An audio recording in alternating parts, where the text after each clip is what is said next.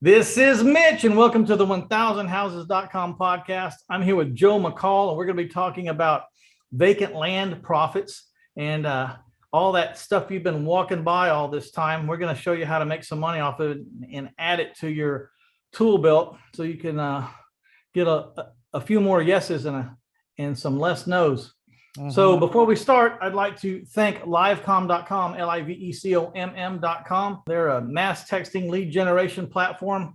I'm going to have some case studies over there at my YouTube channel, a Livecom channel, Livecom, LIVECOMM. Just go over to YouTube and search for Livecom, and I'll show you how I'm using this text platform to generate leads and to keep up with my CRM. So livecom.com. Thank you very much. All right, Joe, how you doing? We paid the bills. So Mitch, doing well. I'm glad to see you're still doing livecom.com. Oh yeah. Yeah. It's still going, working for you, huh? Yeah. You know, just like any software, it keeps improving. It takes time. And then you get suggestions from people and you add features and everything. And it just keeps getting more and more robust. I had some really, really good luck with it here lately on my Facebook posts. I like to make recordings. And people call for the free recording about whatever topic, and then you capture their cell phone number and it automatically notifies your salesperson, and now they have a lead, Nice. to contact that person. I did it one day on Facebook talking about, my new mentoring students that come on board, and I had their pictures. And then I said, if you're remotely interested in talking about coaching, then call this phone number for a free recorded message. And there I just told them that it was a no pressure gig, that I wasn't going to sell them anything there. I didn't even want to sell anything there. I just wanted to see if we were fit and if I thought I could help them. And then I would say that, and then they had time to think. But the cool thing was when they hang up the phone, I also told them, when you hang up the phone, you're going to be getting a link and you're going to be able to listen to one of my Tuesday night calls, about an hour and a half, and see the value and feel the flow and everything. And then you'll also be given an application if you want to have a consulting call with me, and you just fill it out. And in 11 days, I had 40 leads and 11 people filled out the application, and wow. I'm talking to people, and so far it's made, about $30,000 in sales. Good for you. Just from a technique. So just throwing it out there, because if you just say mass texting, everything's okay. So I can text a lot of people, but you need to understand the techniques to use them, and that's what we do over there, is we teach those techniques and get your brain going. And I like it a lot. Are you using livecom.com for deals as well? Yes, we can put it in, we can pre-schedule text to go out. You can even do mail merge. So here's a lesson in like text messaging technique or strategy. You could send out, like, if you upload a list of names in the Livecom spreadsheet where it has first name, last name, and then a variable like property address, then I can say I want to send out 100 contracts, just raw contracts, to 100 people that are top of my list that I wish I could buy their property. And I'll send out a contract, and then I'll give it just a few days to land.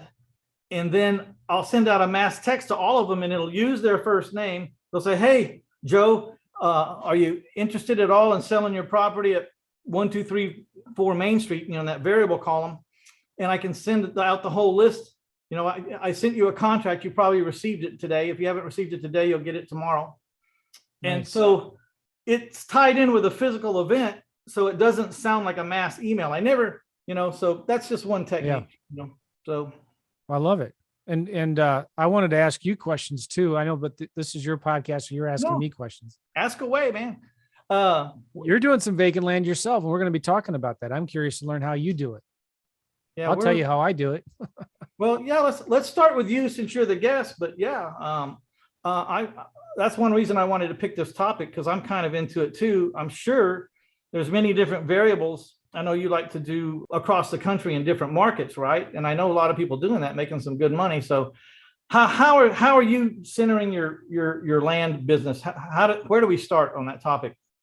Well, I've done houses for a long, long time, and I got started in doing lease options, and I still love lease options, but it's a crazy hot market right now. And there's so much competition for houses. And I've had an interest in land because from my podcast, I've been interviewing people who've been doing land, and I really like how it can be automated, and you can have a computer do most of the work for you, right? And I like the fact that you don't have to talk to sellers until after they get your offer. So you're only talking to sellers that have seen your lowball offer and are willing to talk about it, right? So my teenage sons about 3 years ago were interested in real estate. And I was thinking, they were at the time like 13 and 16 years old. And I thought, they don't know if they have the maturity level yet to talk to a seller with a house, because there's so much that goes on to that. And also, I didn't have the time to really train them, but I bought a few land investing courses, and I said, all right, I'll pay you boys to go through the courses. So they went through the courses and took notes, and we reviewed what they learned.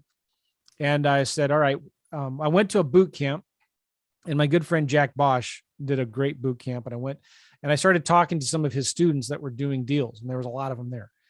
And one guy in particular, his strategy was, because with land, a lot of people either send a blind offer or they send a neutral letter, right? And the blind offer says, hey, Jim Smith, I'll buy your 2.5 acre lot in Jefferson County for $2,500. Give me a call if you're interested. The neutral letter will say, hey, Jim Smith, if you want to sell your 2.5 acre lot in Jefferson County, please call this number and, let us know.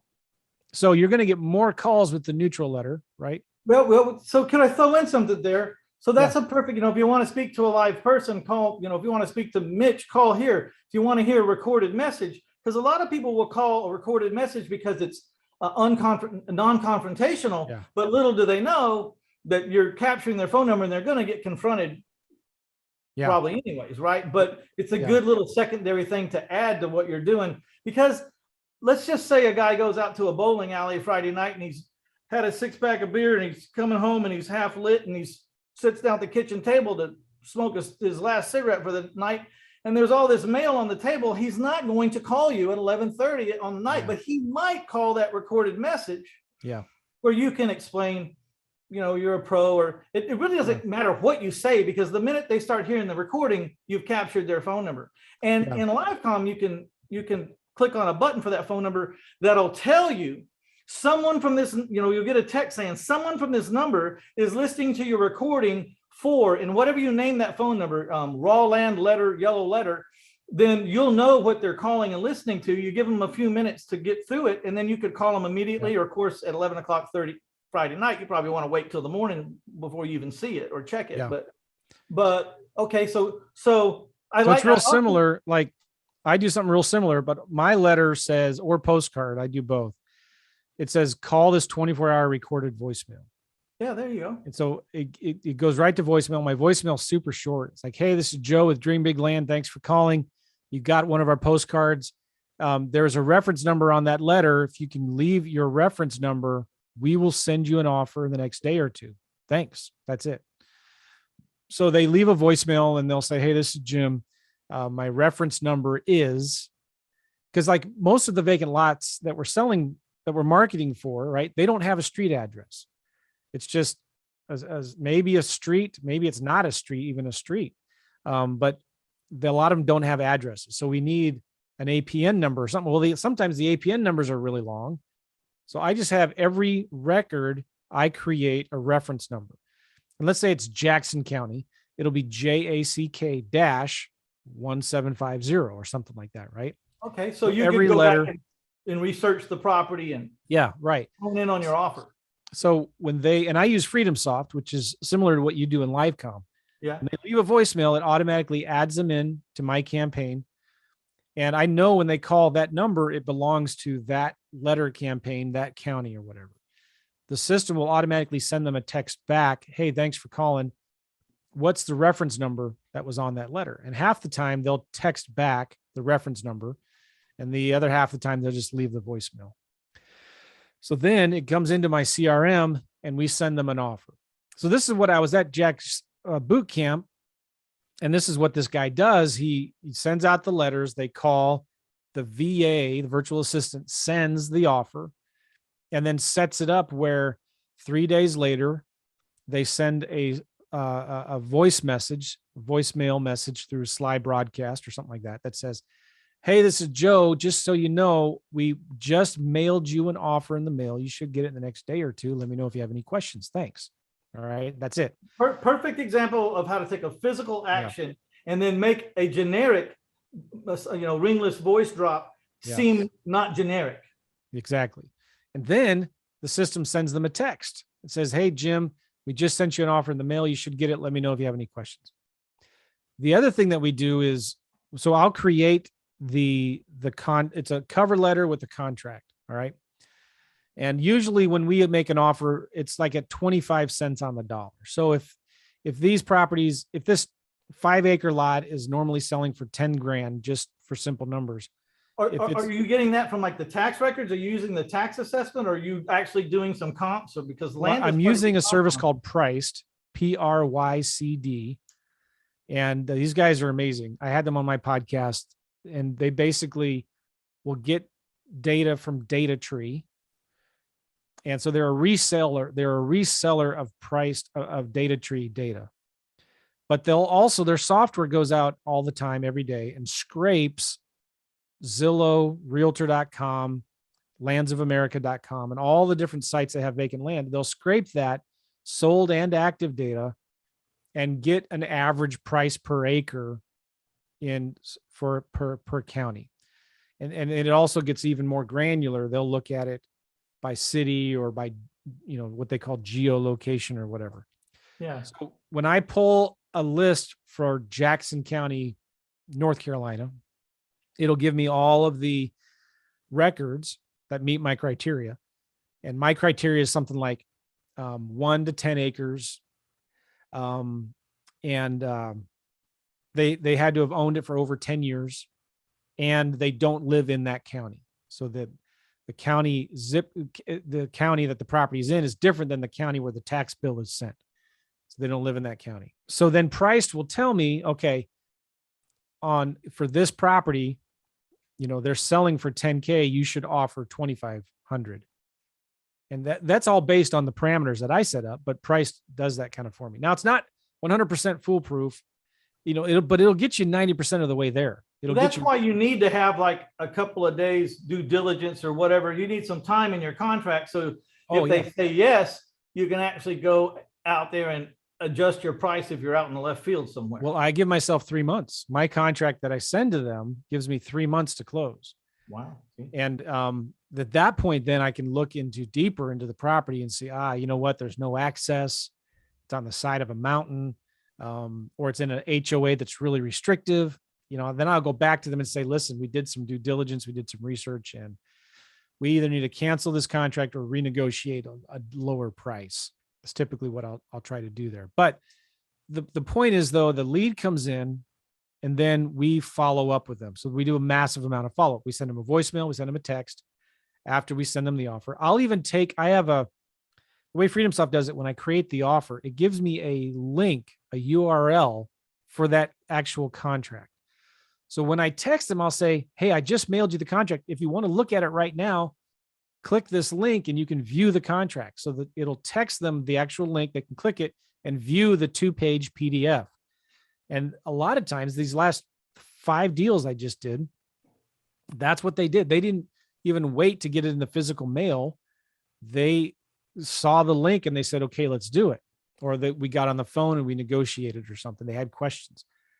And then I'll do a digital signature, right? So I say, all right, if you're ready to sign it, we can do it right now. With electronic signature, and FreedomSoft allows me to do that. And I'll send it to them. They sign it electronically, and then we're good to go. That's when we start our due diligence. I have a question. Yeah. When you send your contract out, or that contract that they click on the link and they see immediately, you haven't signed that contract yet, have you? Yeah. So they're signing, they get it to you, and then if you want it, you execute. Yeah, exactly. So I don't sign it until they sign it, because that's when the clock starts, after both signatures are there. So I'm always the last one to sign it, which, protects you as the investor. And so what we're doing now is we're trying to sell all of our land on owner financing, which I know you're the master of. And I'm looking forward to asking you some questions about that to see how you do that, because in the past, we've always flipped them for cash, which is nice, but I'd be sitting on some really nice monthly cash flow right now if I would have sold them on terms. And in our experience, when we're selling a vacant lot for cash only, for every, one call that we get from a cash buyer, we'll get 3 to 5 calls from somebody saying, hey, would you do owner financing? So you sell them a lot. We would have sold our properties a lot faster if we offered owner financing for the vacant land. Okay, so don't forget that thought, but let me, you covered a lot of territory there. My mind's like racing. Yeah. One is I love what you did, like paying your kids to do this course. Like one of the times when we have an acquisition manager, someone who comes in who says, they'd like to work for us or mentor under us, or, and we're looking at them for long term. Like we're not doing this for in and out. Like if we think this person might be a player who'll be on our team for a long time, we'll open up a different avenue. We'll give them the courses for a strategy. You know what I mean? Tell them study, and it kind of test them out. Are they really going to do the research? Are they in it? We'll have a meeting in 5 days, and you tell us the highlights of this whole thing and how it's supposed to work. Because I haven't ever seen the course. You know what I mean? But I'm trying to open up a different highway going down the road that can collect some money. The money truck can make some stops along the way and collect some money. I want to know, do you want to open up this highway? And it kind of make them prove themselves and make them do the time. And if they really start to prove themselves, then you're opening up a venue for yourself, and you're of course going to have to pay the partner. We call them partner, but pay the acquisition manager or whatever you want to call them to do it. But it doesn't get in the way of my other guys who already have a system. They're not competing for the same leads, and we're not having to mess up the guys and have them talk to each other about it. Yeah. Just open up your own lane. If you want to come up with us, let's figure out a lane for you to open. We'll open up. We'll go that way. And if you can handle it, then we'll keep the lane open. If you can't, we'll shut it down and we'll wait for someone else to come by. Yeah, I like that. We've done that many times. It's a lot of them don't work out because you learn in the proving ground. They didn't study. You know what I mean? So move aside. I'm glad I didn't waste my time with you. Well, anybody that I hire, I always test them like that. I give them something. I won't tell them how to do it. I want them to figure out how to do it. I'll tell them what I want. They see the end result. And maybe it's like one time with my assistant, I'd already hired her. She's already working for me, but I bought a course on how to bid on HUD home store properties, right? And it's not called HUDhomestore.com anymore, but something else. But like I said, I want you to learn how to bid on foreclosure properties on the HUD website. And I bought a course. I think it was a course by John Cochran at the time. I said, I want you to learn how to do it. So she started doing it, and she actually liked and enjoyed it. And then we had some cash buyers, and then she would actually do this for my cash buyers. So like I found a buyer who had money. She would go bid on HUD home store properties, and we were able to wholesale these deals now. And I just didn't, it's all about asking who, not how, right? You're not trying to figure out all the details and the steps by steps on how to do it yourself. You're just saying, all right, who can I get to do this for me so we can all make some money together? Yeah. I love it when they ask me about closings. So they haven't been to a closing in 15 years. I don't know. But I can find out, the old Henry Ford thing. I don't know the answer, but give me the damn phone. I'll figure it out here in a minute. That is, I'm right in the middle of that right now with my assistant, Whitney. She's amazing. She's awesome. She's been working with me for 4 or 5 years now. And so I've been having her take on more responsibility with this land stuff. And she's asking me questions that I don't know the answer to, but like I know somebody who does. And I'm just saying, listen, call this company, call that guy, hire these VAs, the details. When you're managing a business, right, you can't be deep into that stuff. You've got to just know who to call and who to hire to do that for you. What's his name? Richard Branson. Richard Branson. Is that his name? Yeah. Oh yeah. Yeah. All right. He owns 50 businesses, right? Does he know how to do QuickBooks? Like, does he know how to go into QuickBooks and do a new entry for something in one of his 20 businesses? No, he just hires the best people and they get it done for him. Does he know how to fly a plane? Maybe he does, but he doesn't know how to fly those large Virgin airplanes. You know what I mean? Yeah, right. Hire a pilot. Yeah. Yeah. All right. So I wanted to mention this because of this cycle. We do a lot of follow-up. So when we send them an offer, we follow up by text and email and voicemail, but we set a task to send them another offer in 30 days. And we do the same thing over again. We mail them another offer. We text them the offer. We leave them a voicemail. We email them, and then we do it all over again. So every 30 days, they're getting an offer from us, a text, an email, voicemail. And that's where the real power in all of this is, right? Same with houses, especially with vacant land. I think it's super important to follow up because it's easy for them to say, you know what? They haven't been to that property in 10 years. Like they're not in a hurry to sell it. They get your offer. I'll look at it later. They forget about it. So you got to have the systems in place. It's all in the follow-up. I mean, you really rarely buy a house in the first couple of touches. It's usually around touch 8, 9, or 10. You know, if that's my experience, and that's what when I talk to people, that's what they tell me. It's the number 8 comes up all the time in the 8th touch. Yep. We've bought properties that we've been in contact with for the oldest one lately was 4.5 years that finally caved in. That's and by awesome. the way, we have notes on this guy, and this guy actually kicked us off the property. Like when someone knocked on the door and asked if he wanted to sell that house across town. I mean, he was pissed, and not a real big fan of ours for interrupting his day and asking him the question, would you like to sell the house? So when we asked him, why did you choose us? I mean, the answer was, you were the only person that ever took the time to send a real contract. And that comes up all the time. Yeah. You're the only person who ever sends a real contract. Yep.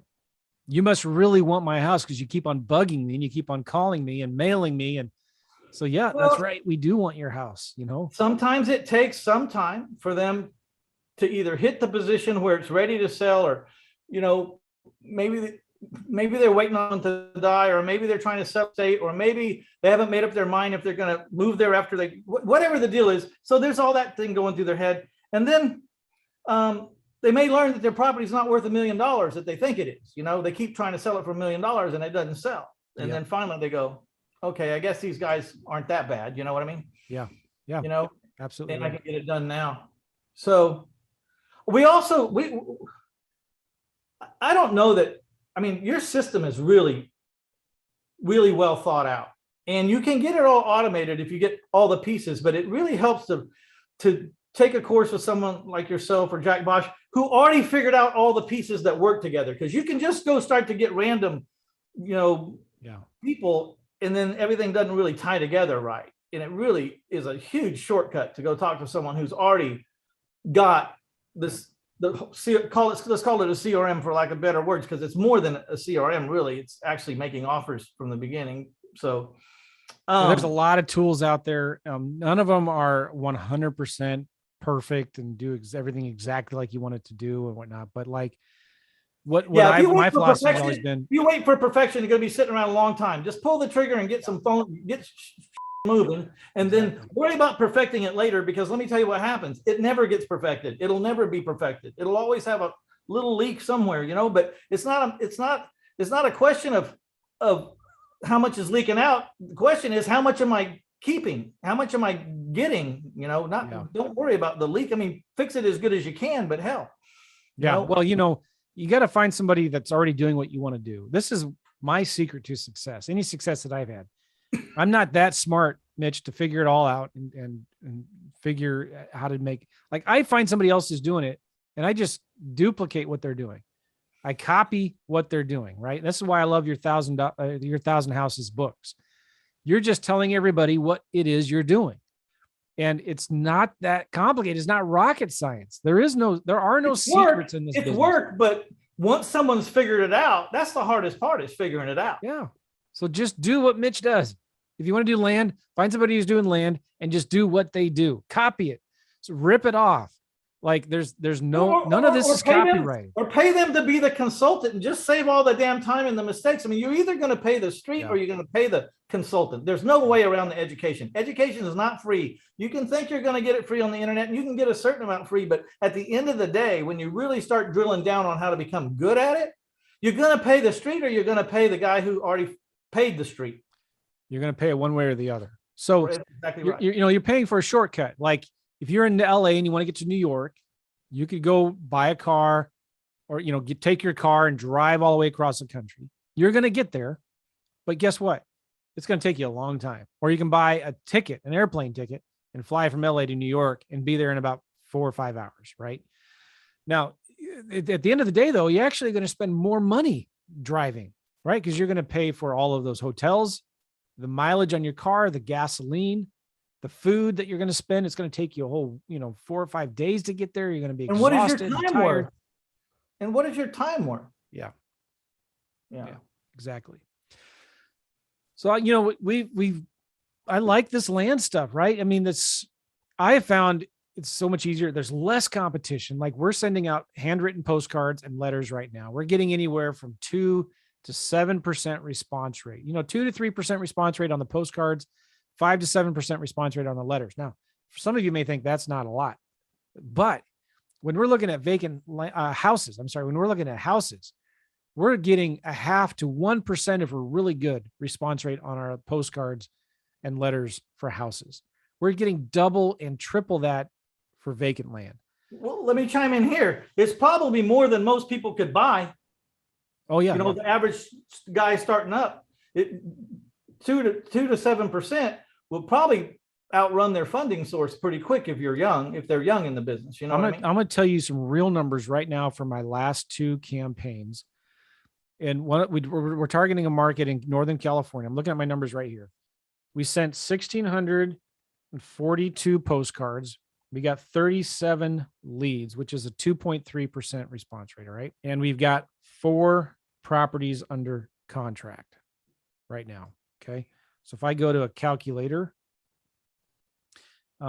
we've got, 37 divided by 4. We're averaging 1 contract for every 9 leads that came in.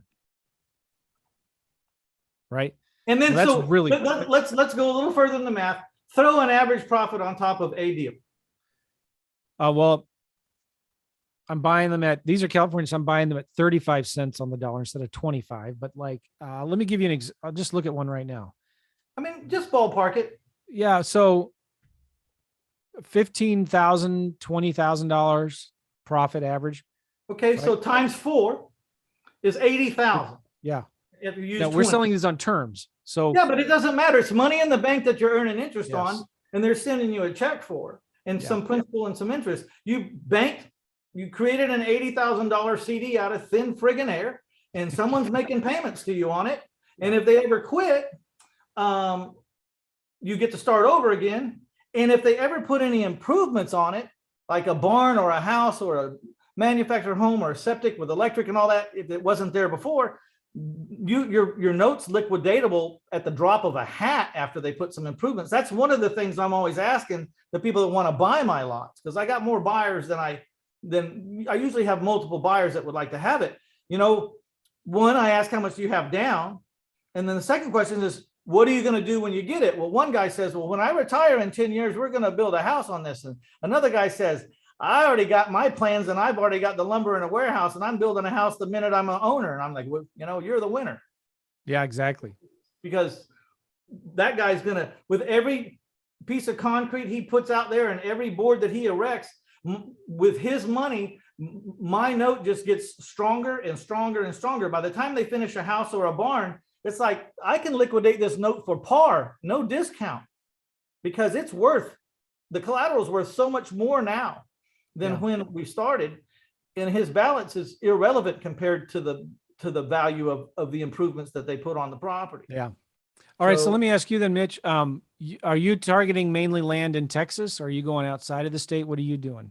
I'm only targeting my county and contiguous counties. But, we use I got 3 acquisition managers and I don't micromanage them much at all. We give them ideas, we'll, get some mailings going, help them with the basic stuff. Do you teach this system that you just talked about? I'm actually in the middle of creating a course right now about it. Yeah. Okay. So, we'll get a link here or something here in a minute. 1000houses.com/vacant land. Okay. That's what the link will be. Right. Get over to the show notes. And whenever he has that done, I'm going to put everything about it over in the show notes. Anything we talk about will be over in those show notes. If we say that, we have a website or a blog or a it'll be over there. So yeah. Okay. 1000houses.com/vacant land. And so we use Land Glide, and my guys really like to just drive the countryside. Wow. And then they see a gate that has 2 foot worth of grass in front of it, which means no one's going in and out of this gate. So they get on Land Glide, They zoom out kind of like a Google Earth situation. It shows the boundaries. It says the amount of acres in the middle and the owner of record in the middle and how many acres it is. And they pin it, and then they just keep driving down the road, and when they get home, they start researching these pins a little more to find out, hey, there's a mobile home on this one, or there's cattle pins on it, or whatever. And then we start sending out offers that way. They love Landglide. And then when we find an area or like a mobile home subdivision that's hot, and we like mobile home subdivisions that sell half acre or 3/4 acre or acre lots at least, because those mobile home sales lots, those dealership lots where they sell mobile homes, they'll sell your lot for you. All you have to do is just get it over to each one of those managers and say, I'm offering to owner finance a half acre over here for so much down and so much. Yep. And sometimes if the person's strong enough, they'll even finance the improvements like the septic tank and the water well in with the home, if that person that they're selling that $100,000 double wide to, but they can't sell that double wide till it has a place to go. Mm-hmm. And a lot of people are looking at homes before they really have the place to go. And that's one way. That's one way to find a great salesperson. Our sales guys have always been mobile home guys. Oh yeah. Get them off that lot 6 days a week, and they're moving around now and they're making more money. And those mobile home lot sales guys have to take 20 apps to find one guy that'll qualify. They got to sell that house 20 times to find the one that'll qualify. They love working for us because, we say whether they're qualified or not in a couple of days, Well, I would tell you, you should consider pulling a list of all the vacant landowners in your county and the counties surrounding you. And depending on what your search criteria is, man, you're going to be blown away. And I know you already know this, but you'll be blown away by the response rate on those letters. I don't know this because like we said, I don't do it. And I don't micromanage my guys. Okay, we bought 25 houses in January. Whatever they're doing, I don't want to get in and mess that up. I don't care what they're doing as long as they're buying houses. I think we're buying 14 or 15 properties, which some of it's vacant land so far in February, this is 2022. So, I don't really micromanage them, but it would be neat to bring in a raw land specialist guy and just open up that avenue, like you said, because it's a different animal. And, someone who really wants to take the bulls by the horn could be a great associate, really great associate. Well, I'm just looking on PropStream right here. And there is in the county next to us where that's really growing rapidly, lots of new subdivisions and lots of new home construction going on. There are 9,800 vacant lots, right? If I narrow that down a little bit, I'll probably get out of that 5,000 vacant lots. Yeah, you need them to be over 10 years old, or you know what I mean? Like the criteria that you said. Well, let me just do that right now. I'm going to go to ownership info. They've owned the vacant lot for a minimum of 10 years. That brings it down to 7,200. And, maybe I'm not even going to limit it to a certain number of acres. I could if I wanted to as well. I could say, can you search by mobile home allowed or not? Is that a criteria? No. Okay. I wish it was. That would be really nice. Like sometimes with priced, I talked about priced before. Priced will let you say exclude any vacant lot with an HOA.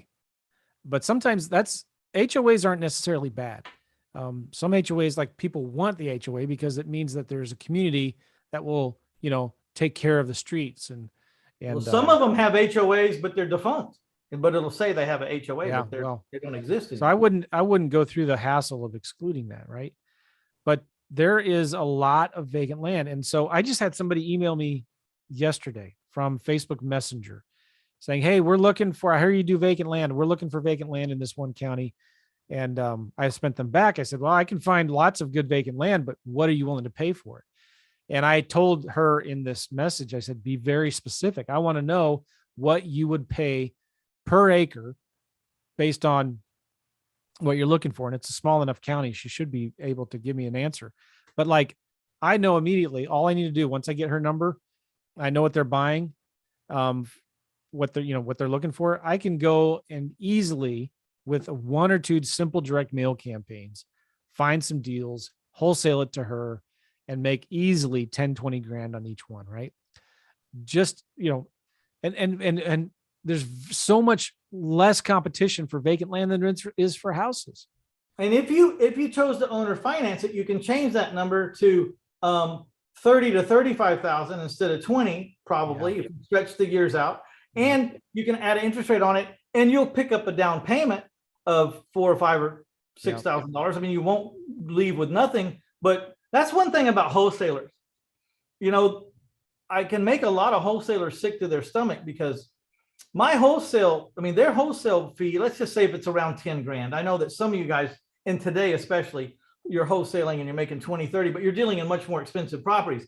But I've talked to a lot of wholesalers, and it's not unusual to hear numbers like 8 or 10,000 as a wholesale fee for these newer flippers, wholesalers. And I say, that's about what my down payment is. And they still owe me $500 a month positive cash flow for 360 months on these little houses. Yeah. So that if you do the math, 500 times 360, that's 180,000 I'm still owed with interest that the wholesaler's not getting. I picked up 10 grand, he picked up 10 grand, he's done, I'm still owed 180,000. There's a reason why you can say, I'm a multi, because every time I sell a house, they owe me another $180,000 to $250,000 out in the future, Yeah. And so it just keeps racking up. Yeah. A guy should be able to live off the down payments. I mean, if you're doing 1 or 2 houses a month and you're getting, 8 to 15,000 down a house, I mean, how many down payments do you need a month to live? So you shouldn't even have to touch your cash flow. You can roll that back into your business. So Mitch, let me ask you, when you're buying land from a motivated seller, are you paying cash for that? Do you ever owner finance from this seller? No.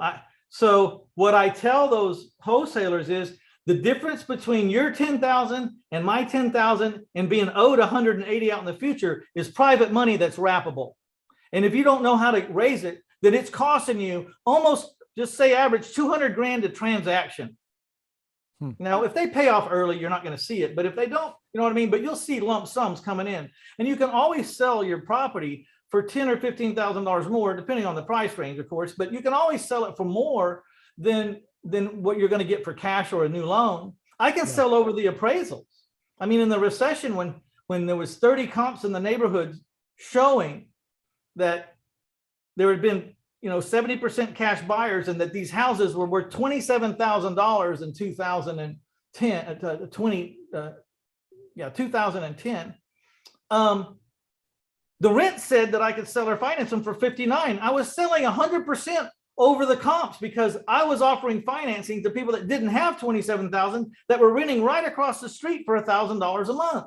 Yeah. And they chose to give me a down payment and have a payment for $1,000 a month instead of a rent payment. So but you're using private money to acquire these vacant lots. Yes, 100%. I have no money in them at all. So when I do collect a down payment, that's my money. Yeah. I have $26 million in private money. I actually teach how to raise private money. And I just put out a book called, The Art of Private Lending, which actually, for y'all out there,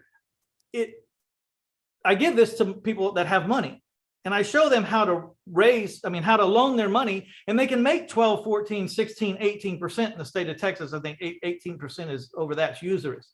So you can make up to 18%, and I go and I show them how to do it. But that becomes a job if you're going to make 16, 18 and loan it out yourself. And then about halfway in the book, it says, no, you can start that business and roll up your sleeves and go to work and get your money out at super high rates. Or you can keep playing golf and you can loan it to me at 8%, and I'll do all this stuff that you need to do since I've been doing it for 27 years, and you can keep playing golf. And I'm looking for that book on Amazon. I don't see it. How can we get that book? It's at 1000houses.com. I hold it pretty close to my vest. If you go to my site, you can buy it, but I'm not putting it out to the world right now. That's how I do my books as well. I don't put them on Amazon. Yeah. So here's another thing. So like, say you find that 10 acres,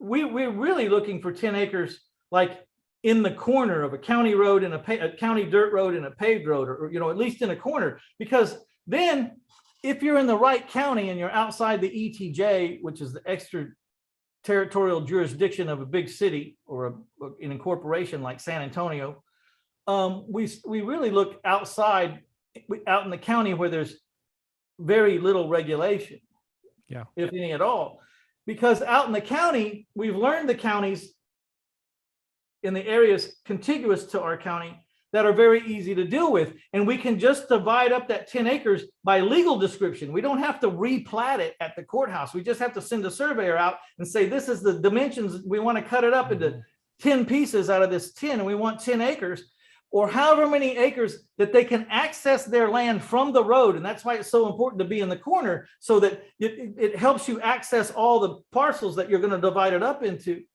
So you really don't have to have any flag lots. And you know what I mean by flag lot, right? No. I know you do. Well, okay, you got a lot on the road and you can come right in off the road, but it's so deep that you don't want to sell that big a piece. So you make a flag lot, which is like a 20-foot easement that goes in, and then it opens up to the acre behind them.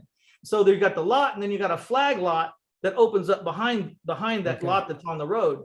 They still get access from the road, but they got to go down a longer driveway, and then they turn left or right into their acre or their parcel.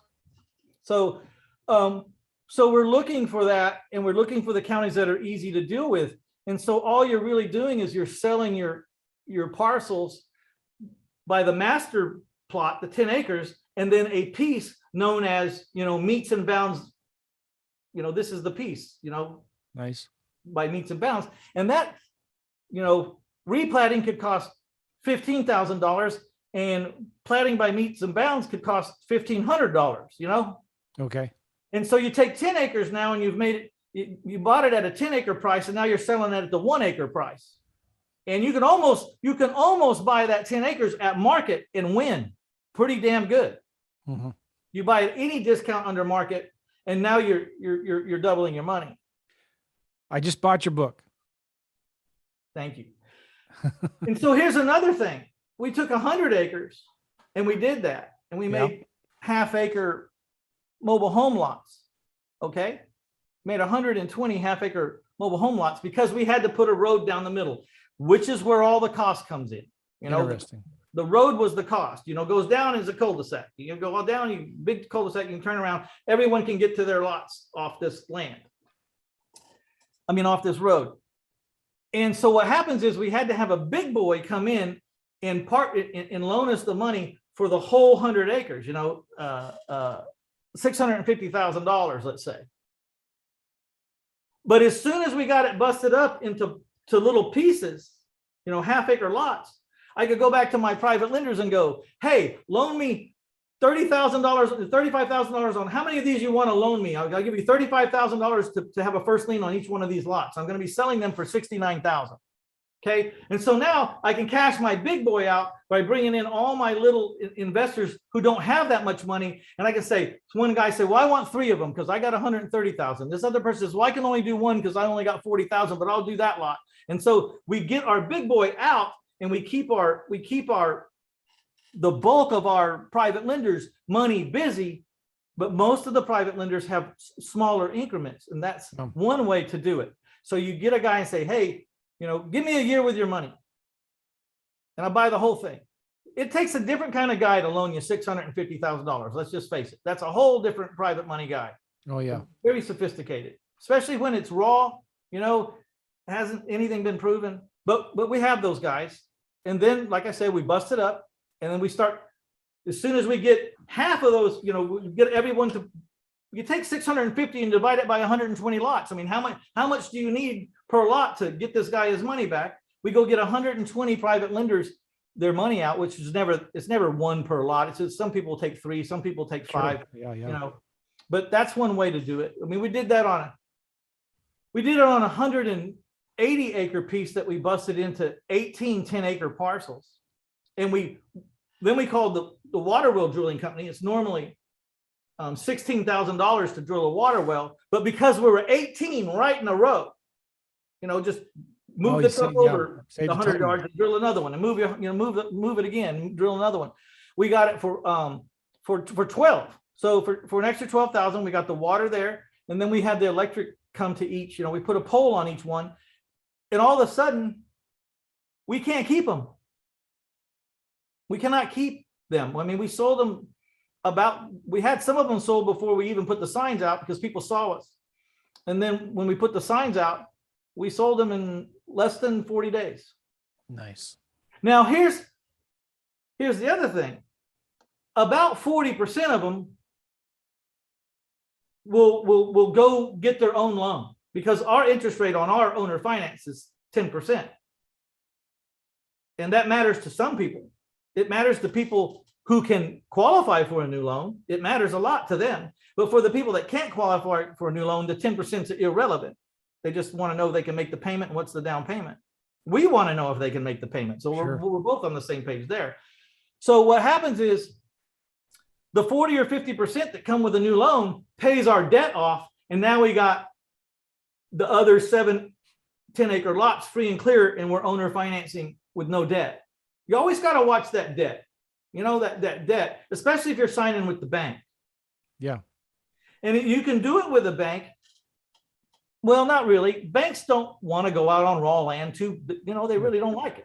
So you got to find, the private lender who appreciates the 10% you're offering him, also appreciates that you've got a plan to get him out shortly through other private lenders, smaller ones.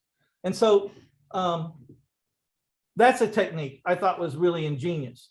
So let me ask you something too, Mitch. When you're looking for a buyer for your vacant land, how are you qualifying them? And are you qualifying them very much? Well, we qualify them. We're just going by Dodd-Frank because if they build a house and put a homestead, it's really gray, but we're not having trouble finding the people that can qualify. And quite frankly, if you put yourself through the paces to meet the Dodd-Frank standard and make sure that you're satisfied that you have more than, you have at least a reasonable reason to believe they can make the payment, your foreclosure rate drops down to nothing. So what are some of the things you do to see if they do qualify for under Dodd-Frank? Just paycheck stubs. I mean, you use the old FHA 43% of your disposable income now, which I think is 50% now, but we're still looking at like 43. We want them to be, and just see where their income is, where they make their money. And again, the most important question, what are you going to put on this property? Because the more they put on it, the faster they put it on there. I don't care if they pay or not, if they build something on it. And that's why we put the water and the electric and built it into the price so that they wouldn't have to spend their money on that. They could actually go put start on the fun part, the cabin or the tiny house or the barn or whatever it is they're going to do. So are you using an RMLO agent, like a licensed mortgage originator? Yes. Okay. Yeah. But the argument is that you don't have to do it on raw land. You could probably I think you could get away with it if they said it's never going to be their homestead. Now, if they say it's going to be their homestead, then I think you might want to think twice about not having an RMLO. I think you should have one, or find a different buyer. Yeah. Or sell it to do they own a corporation or an LLC? Sell it to that. Yeah. I love it. Maybe I appreciate you letting me ask you all the questions. Well, it's getting us to the same thing. Our goal here on this call was to talk to the listeners about private land and how it works, so it's all right in the ballpark. So nice. Love it. I love talking about this business. It's so awesome. But the other thing I started doing, because boredom is the death of entrepreneurs. You know what I mean? It can really get you in trouble. So we moved it up a notch and we bought 1,700 acres and broke it into 200-acre ranchettes. Wow, really? We bought 822 acres on a ranch that had a problem. You could look it up. It's Uvalde County, Grand Vistas. You can look up Lands of America. It's Uvalde County. Look up Grand Vistas. That's my ranch. That was my ranch till Christmas Eve. Wow. It was 822 acres. It had a 19-foot elevation and an 1,800-foot elevation right in the middle. It cut the ranch in half. And of course, these two elevations had a saddle, but it was still to get in a 4-wheel ATV, that seats 2 people, one in the front with the steering wheel and one behind you holding on. Took an hour and 15 minutes to go over the saddle, which was the low part, to get to the back. And there was 3 occasions that you didn't know if you were going to live or not. So that ranch had a problem. You couldn't get from one into the other easily or safely. So we bought the ranch at a price with its problems, and then we put in 3.5 miles of roads. One from the front gate right over the saddle in the middle, all the way to the back gate.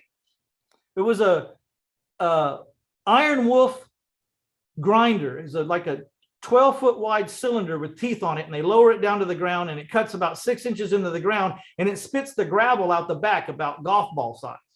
Really? And so you end up with a really nice, and then they roll it with a roller behind when it's done. And it's all caliche up there. And so it would make like a county road. And we spent, we bought the place for 1.2. We spent 300,000 on some improvements, and about 200,000 of it was that grinder and putting in those roads. Wow. And we sold it for 2.2 million in 2 weeks when we put it up. So you for sold sale. the whole thing or just individual 200 acres? No. This one was flipping an 822-acre ranch that had a problem. You couldn't get from the front to the back because it had this, we'll call it a mountain range down here, but it's a foothills. They had this problem. These 2 peaks cut the ranch right in half, and it'd take you an hour and 15, 20 minutes to get there on just on a 4-wheeler. It had like a goat trail going over it. When we finished, you could come in the front gate in my F-250 pickup truck and get to the back, not even get out of your truck once, in 15 minutes. Oh, wow. Just up and over and you're there. Nice. So we recognized the ranch had a problem, and we figured out what it would take to solve the problem. Just like we a solved house. the problem, and we got paid. That check funded it. The wire, we found out the wire was in our account 5:30 p.m. Christmas Eve. What a present. What a present. Good for you, man. That's awesome. I love hearing those stories. It was a little under 500,000 net after all said and done. Commissions paid everybody, the overages, the problems we had. We had $1 million profit built into this thing, but we all know how rehabs and remodels go. And we'd never done a ranch before, so we weren't going to do anything like this unless it had a huge margin, because we figured we were going to learn a few lessons, and we did. And thank God we had $1 million margin, so we could still clear 400 and whatever thousand, Nice. because if we'd have cut it too tight, we'd have made nothing or lost some. What we really like, though, is the pieces that are 20 minutes from town, 30 minutes from the city limits, out in the country, but not so far that you can't find help or that people don't want to commute. Because where this 820-acre ranch was 2.5 hours from San Antonio. Wow. It was a hunting place, purely hunting. You're not going to run cattle on it or anything. It was a guy who bought it was an avid hunter, bought it for 2.2 million. And is going to put, I think, 2 or 3 million in it. His first job was to high fence it because he's going to bring in exotic animals, and he's got the high fence, the whole thing. Wow. I don't even know what that would cost him on 822 acres in that kind of terrain, but my gosh. Wow. On those kind of properties, you got to hire a guy who only sells like $2 million properties, or they're specialists. This guy was spending $30,000 a month in Lands of America ranches. You know what I mean? He was spending that much. $30,000 a month in ads. But he's selling multi-million-dollar ranches. I think his most expensive ranch was 18 million. When he gets paid heavy. Wow. And he's really in the business. When he showed up, he had his F-350 truck. He had a trailer that was completely enclosed, wrapped with his business name, so-and-so ranch sales. And he pulled out a rig that had four iPads, one for each person. You sit down, you had an iPad in front of you.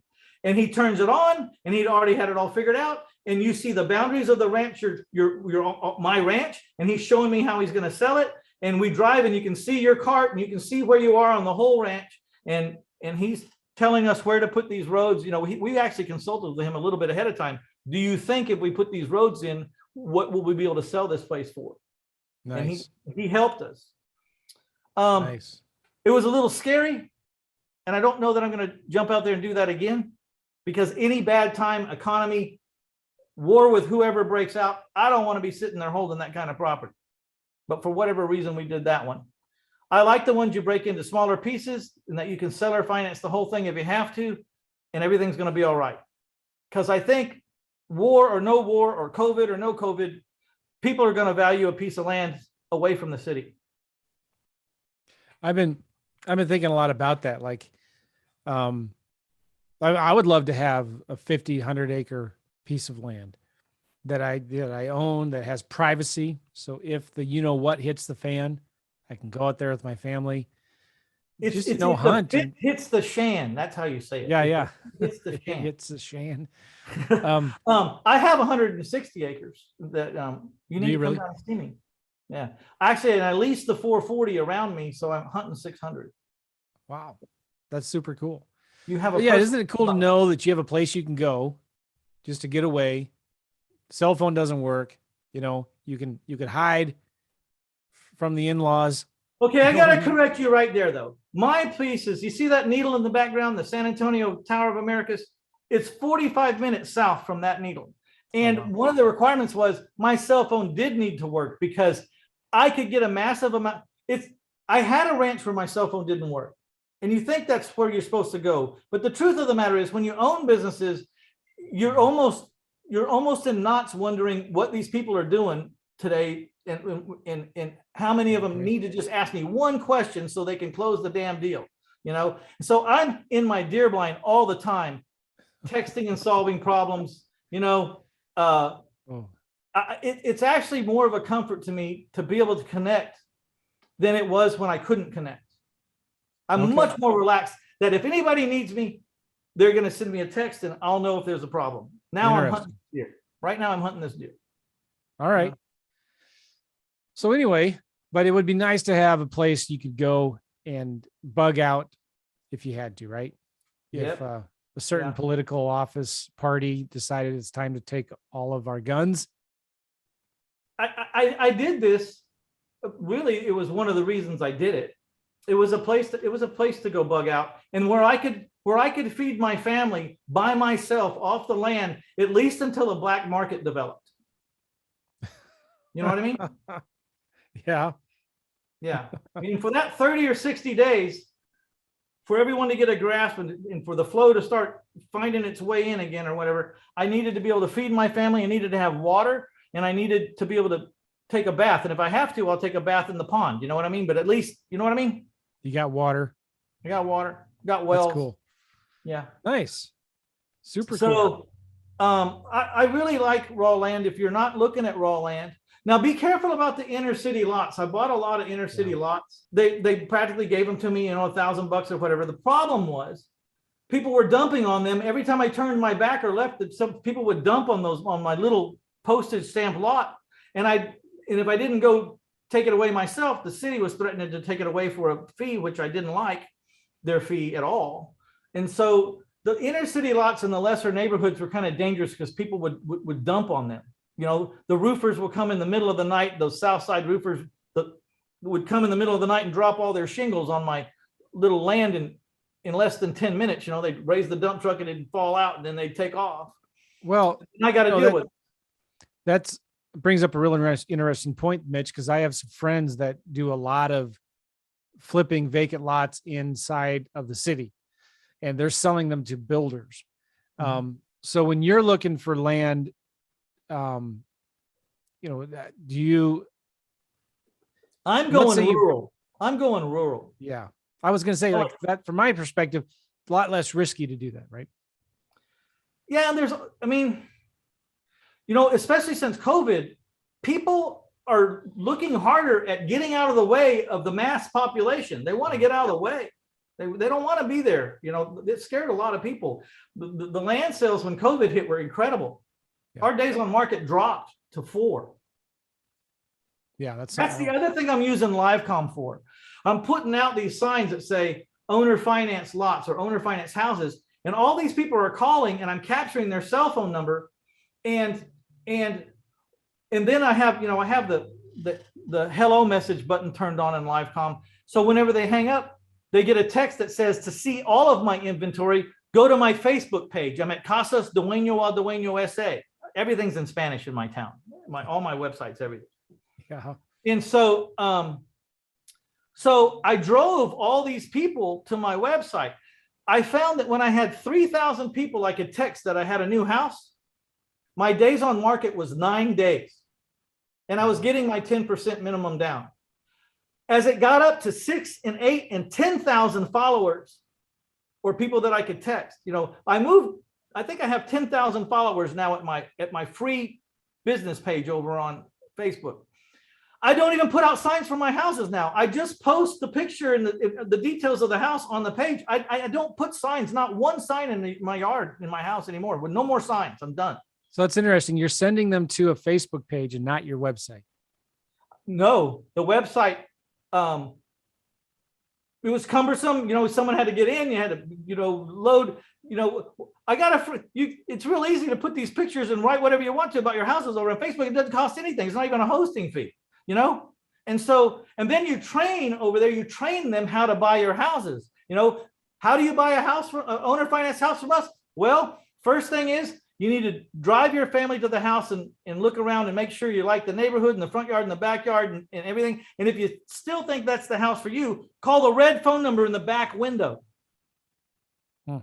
You see, so now my salesman, instead of getting 200 calls over the weekend because I got 20 signs around 15 houses, now they're just getting 8 calls, but I'm capturing everyone's phone number. I still have them, but I'm only having to deal with the 8 that were serious enough this weekend to drive to a house and call the red phone number in the back window. Nice. If that doesn't work, I'll send out a text to everybody and say, meet me over there for an open house. Nice. Tomorrow. But so what's happening now is we went from 9 days on the market, texting everybody. As soon as we ran them all over to the Facebook business page, it dropped to 4 days. It happened the same time COVID hit, and I don't know if COVID was the reason, but I think it was coincidental that it was COVID. I think that I started getting so many people following on the business page that I didn't have to go anywhere else. They wanted an owner finance home, period. There's not a lot of sites like mine. There's probably hardly any sites like mine. And so I'm training them. This is what you do. And then if you like the house, call the red number. They're going to take you inside. And if you still want the house and you still have 10% or more for a down payment, then you're going to need to write us a $2,000 non-refundable if you're approved, in a fundable minus your application fee if you're not approved. And so, and we're also going to need some paycheck stubs and this and that and the other, whatever we tell them. So now the people are showing up at the house. The guy, they called the red number in the back window. The salesman shows them the inside of the house. They say they want it. And he says, okay, well, next I'm going to need, and they say, yeah, we know. And they hand them a folder, and there's the check. Already made it out to my company for $2,000. They already know we've trained them. That's awesome. They're if you send a salesman out to your raw land or your house, and then they ask for a $2,000 check, they don't know if they should give that check to that guy or not, because they're not sure. But after they've been on your site for a while looking at houses, and they keep seeing this is how you buy our houses, and then they see happy people with exaggerated keys or holding their keys or holding their signed contract, happy people with their arms around my salesman, this guy's a legitimate business. They go ahead and let's make out the check and let's get the documents and let's go look at the house. And if we like it, we'll just hand it to him. I love that. Putting it on a Facebook page. We complicate it sometimes too much, don't we? Yes. I really was disappointed when they took away my homes2go.net site, because I worked a lot on it and I had it, but it was so much easier to post. Everyone knows how to post on Facebook. I didn't have to train my salesman how my website works and go here and click this and you have to have this file. It was just go over to Facebook and put it over there. Nice. Yeah. So nice. And it makes it easier too, I think, to post on Facebook Marketplace if you really had to. Yes, but let me just warn you, if you go over there to do this on this business page, they got a lot of fair housing. I want to call it, but I don't know. They have their reasons. So if you have a picture you can't have a picture of just a white family or just a black family. You got to have a picture of like all different races or they won't open your site. You know, there's some things that they're sticklers on, and you have to kind of learn that little nuance. It's kind of a pain in the ass, but you'll figure it out. But once you figure it out, you know, you don't make those mistakes anymore. And then your site, it's just going all the time. And imagine they call your sign and then they hang up after the recording. They know what to do. That message, that recorded message, because you can forward your Livecom number right to recorded message. If you get the details about that house right one time when you record it, it's right every time. And it'll answer the phone at 11:30 at night. It'll answer at 6 o'clock on Sunday morning. It'll deliver everything they need to know because there's nothing else to ask. Yeah.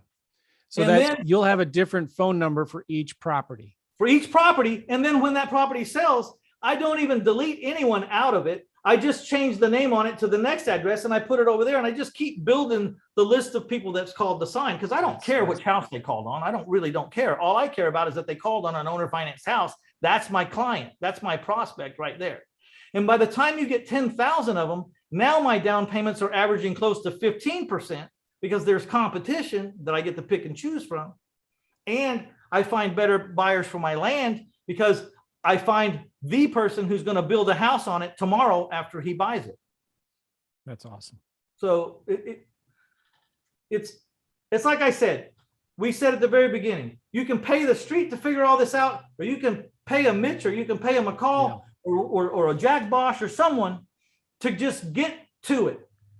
Yep. And believe me, I almost lost an entire career because I wasn't smart enough to hire a coach, and I got burned a couple of times, and I almost walked away from this business on my first 2 deals because I got my kicked down the street because I didn't have a coach, because I was trying to learn on my own and I wasn't doing a very good job. And if I would have made that mistake, I hired a coach right after my second disaster, and he showed me how to fix it, but I almost quit because of the defeats. And I would have quit a business that I didn't know it yet, but it was going to be a multi-million-dollar life-changing business for me. But because I didn't hire a coach, I almost quit. Well, you know, here's the point. Money loves speed, right? Money loves speed. And if you want to make a lot of money, you can't just sit around and try to wait till it comes to you. You've got to be proactive. You got to pursue it. And especially when it comes to buying properties, you've got to be fast. And I was a professional student for 3 years, Mitch, like studying course after course. I was spending way more money on education than I was in actually making money.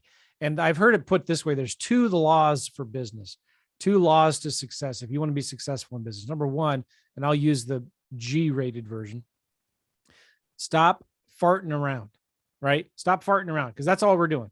We're spending time trying to build a website when you could just build a real simple Facebook page.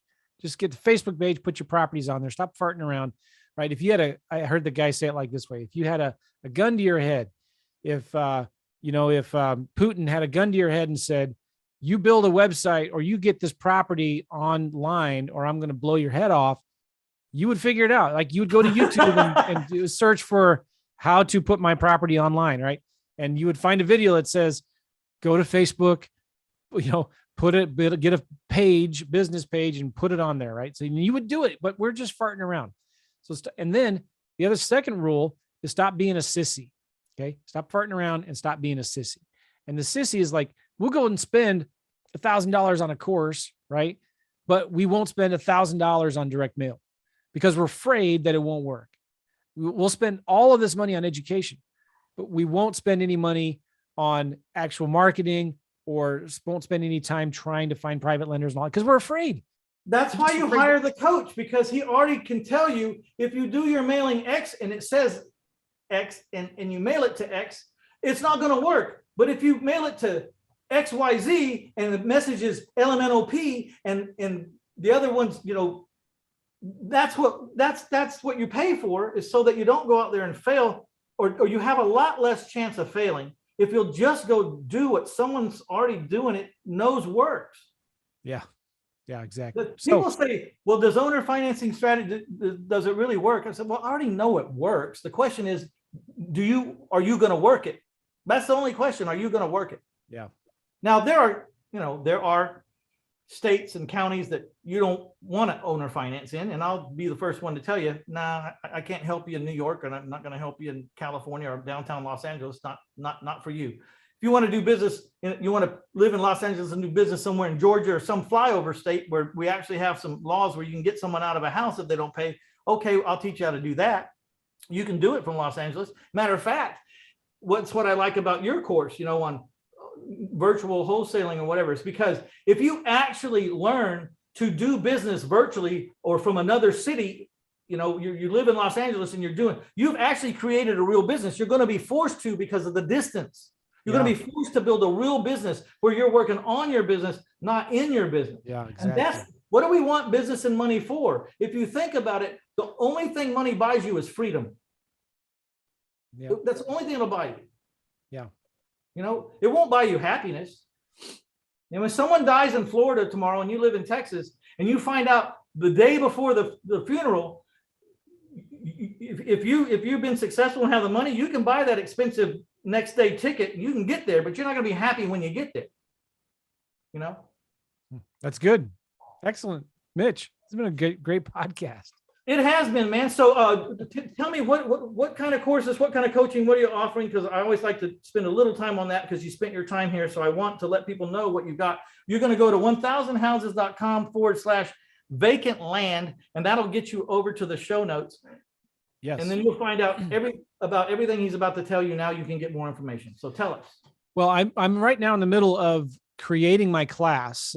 So I'm teaching it live as we're recording this. It starts next week. And as soon as it's done, then we're going to sell it.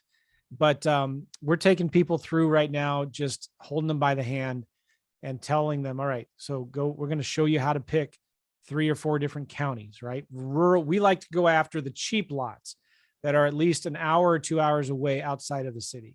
So we're looking for land that's worth maybe 10 grand. We're buying it for $1,000 or $2,000, right? So that's where we like to start. We want to start in the rural recreational land where somebody's going to go, ride their 4-wheelers and shoot their guns or whatever, go camping. But we're going to pick 3 or 4 counties. We're going to pull a list of motivated sellers. We're going to send them a simple handwritten postcard or a letter. And then we're going to send them an offer. And we're not going to talk to them until they actually see our offer at 20 cents on the dollar or whatever. And then if they take it, I'm averaging 1 out of every 9 offers right now, but on average, it'll be about 1 out of every 20. Yeah, we'll say yes, right? Which is way better than houses. And I'm not even talking to them yet. Well, once we get it under contract, we have 90 days to close, and we're going to sell it on owner financing. Now, you may want to flip it for cash and do a double close on it, right? So if you don't have the $2,000 to buy it now, but you found a buyer that's going to pay $8,000 in cash, that's a $6,000 profit. We have a title company that we work with nationwide that will double close, or you can get the money from Mitch. Transaction. Or you can go get some credit cards at 0% introductory offers and buy a whole bunch of lots. I bought my first 100 houses on credit cards because houses in that city right there behind me in 1996 on the lesser parts of town were $8,000, $10,000, $12,000, $15,000. Yeah. So I was buying, give me $10,000 off this credit card, it buys it, and then give me $5,000 off this credit card, and it would do the remodel in 1996, But now you're talking those prices where you can actually buy these things on a credit card. Yeah, that's why I love this, because we're not starting off, we're starting small. And this is, we're making a couple $100 a month if you're selling it on owner financing terms. If you're going to sell it for cash, you're getting $5 to $6, $7, $8,000, sometimes more. But these are really simple, easy deals to do. And there is a huge demand for these properties. You may think, well, who would want to buy a property out? So anyway, I'm actually starting that class next week. So when you go to that site that Mitch just gave, 100 or 1000houses.com/vacant land, that will redirect you to a page where we can at least do a opt-in to get more information. Maybe by the time it's going to take them over to the show notes, and over there it'll have every link to anything you want. Yeah. Podcast or your course or the other courses you have or one-on-one or whatever you have, you can put it over there. You get your people to talk to my people, will make it all great. Awesome. If you think there's a lot of demand, for people to pay cash and make 8 or 10 grand, wait till you start offering seller finance at $5,000 to $7,000 more. Yeah. You're going to get flooded because there's more people that could make payments than there are that could write a check for 8 or 10 grand. You know what I mean? Yeah. Oh, I love it. Yeah. It's awesome. So take your choice. You'll probably, I'll probably tell you get this to one make thing. a choice. I have a student in 1 year is already getting $10,000 a month in recurring revenue, in recurring income from his notes that he sold for vacant land, right? He's already at $10,000 a month. That's 120 grand a year. Yeah. And it's mailbox money. Wouldn't you like to see an audience right now and say, how many people would be better off at 10 grand a month than they are right now? They'll probably, you know, Everybody would raise their hand. of the audience's hand's going to go up. Yeah. And you'd own your own life. And guess what? You'd have 2,600 hours because you're self-employed now. You'd have 2,600 hours a year to improve yourself instead of someone else's business. Very good. It's worth it. All right, my friends. I love you, Joe. You're always a great guy. Thanks, You always come with the content. I love that about you. But please get to 1000houses.com/vacant land and check out what he has to offer. If you're looking for a coach, check him out. You know, he's been around a long time. He knows what he's doing. I know him to give a damn about what he's teaching and to give a damn about his students. And you can't say that across the board. You can't say that across the board. Yep. So check him out. Thanks so much, Joe. I appreciate you. Thanks, Mitch. All right. This is Mitch Stephen with 1000houses.com podcast. I'd like to thank everybody for tuning in. You know, there's over 540 podcast archives. So if you're not tired of me yet, just keep clicking on the next one and the next one and the next one until you can't stand me, because there's more of me over there in interviews than you'll ever watch, all on different topics. Also, I'd like to thank taxfreefuture.com. If you do not have a self-directed retirement plan, please check out taxfreefuture.com. Make sure you fill out the little microform there. It's, you know, we promise not to hound the heck out of you with it, but you're going to get 32 little video vignettes open up to you, and it's going to open your eyes to what a tax deferred or tax-free savings account can do for you. It's a retirement account. It's unbelievable. And it's also going to show you the most interesting thing, how to take a little tiny amount of money, like 200 or 100 or 150 bucks, and turn it into big money like this. It has a lot to do with selling your position in a contract. There you go. All right, we're out of here. Bye now.